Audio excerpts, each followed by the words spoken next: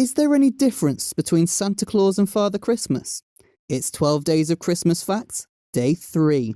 Santa Claus is an anglicisation of the name Sinterklaas from Dutch, which in turn is a Dutch translation of the name Saint Nicholas.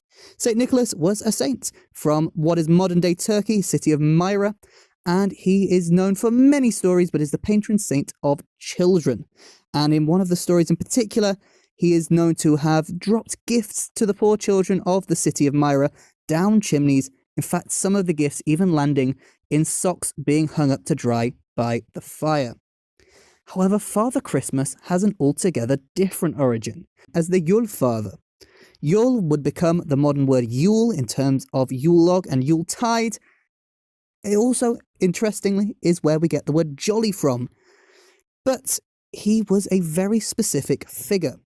Yule Father was, in fact, the Norse pagan god Odin, and was known for many, many stories, but was particularly important in spreading joy throughout the winter festivals of Yule in the Germanic pagan faith, and also with various other motifs of riding across the winter skies. It is unclear exactly when these two figures became intertwined with one another, but it is thought that in the late 19th and early 20th century is probably when it took place.